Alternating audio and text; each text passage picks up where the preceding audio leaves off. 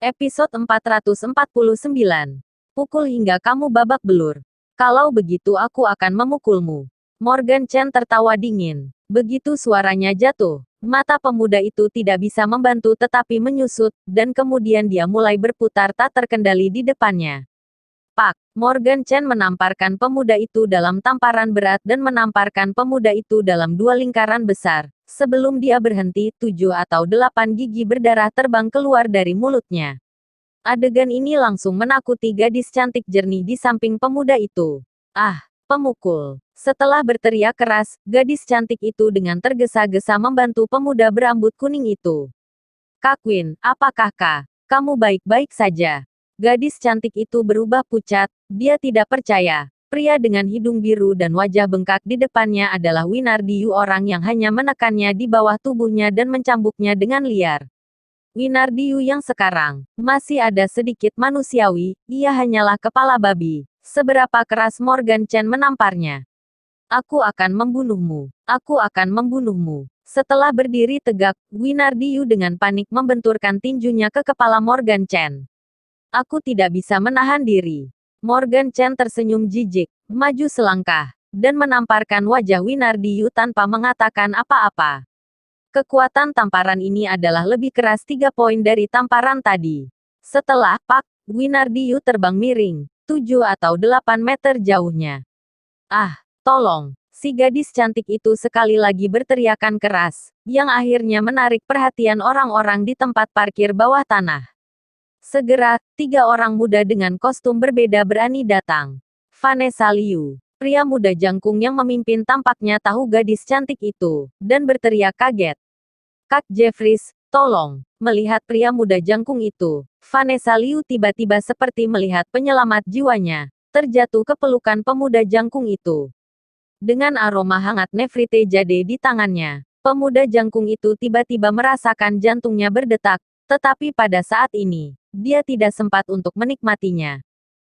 Vanessa, ada masalah, katana secara perlahan. Selama aku di sini, tidak ada yang bisa menyakitimu. Pria muda jangkung menepuk bahu harum Vanessa Liu, menghibur Vanessa Liu dengan tenang. Orang gila itu, dia baru saja memukul Kak Winardi. Vanessa Liu menunjuk Morgan Chen dengan marah. Winardiyu telah dipukul dan ditampar oleh Morgan Chen sejauh 7 atau 8 meter. Jadi tak bersuara, bahkan mati atau hidup pun tidak ada yang tahu. Kak Winardi, Jeffries Wang dengan panik melompat ke lopak matanya, dan buru-buru bertanya, Kak Winardi yang mana? Winardiyu, ya. Vanessa Liu mengangguk. Jeffries Wang bereaksi seperti ini, seperti yang dia harapkan. Di lingkaran Danau Nakaumi yang kaya dan muda, Winardiyu adalah satu dari 4 keluarga besar. Sebagai putra tunggalnya real estate besar milik Davidson Yu, Winardiyu di rumah Yuan mendapatkan apa yang dia mau. Jeffries Wang di depannya, meskipun ia memiliki reputasi pasti dalam lingkaran, tetapi dibandingkan dengan Winardiyu, Jeffries Wang sama sekali tidak ada di meja.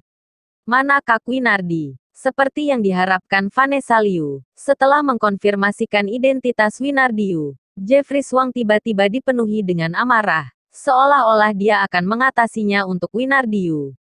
Kak Winardi di sana. Vanessa Liu menunjuk 7 atau 8 meter jauhnya. Winardiyu ditampar oleh Morgan Chen, ditampar sejauh 7 atau 8 meter. Jadi pertama kali Jeffries Wang datang, mereka tidak melihat Winardi. Yu, di sana. Jeffries Wang terkejut sesaat, lalu buru-buru berlari ke sisi Winardiyu dan membantu Winardiyu berdiri. Ketika mereka melihat penampilan Winardiyu yang menyedihkan pada saat ini, beberapa orang sangat terkejut sehingga mata mereka hampir terjatuh. Apakah orang ini benar-benar Winardiyu?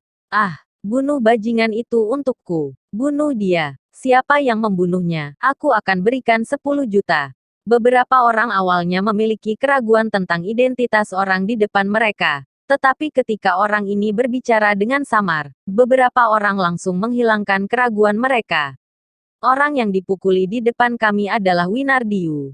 Ini adalah suara Winardiyu, tidak lari. Kak Winardi, jangan marah, kami akan membantumu mengatasinya. Setelah mengkonfirmasi identitas Winardiyu, Jeffries Wang buru-buru mulai mencari perhatian.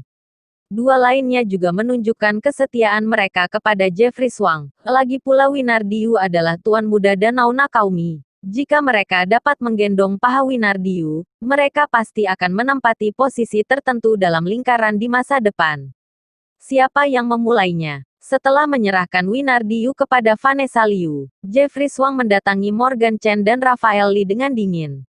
Morgan Chen belum berbicara. Raphael Lee sudah melangkah di depan Morgan Chen dan berdiri di depan Morgan Chen. Ini aku. Kamu. Jeffrey Swang melirik Raphael Lee dengan curiga.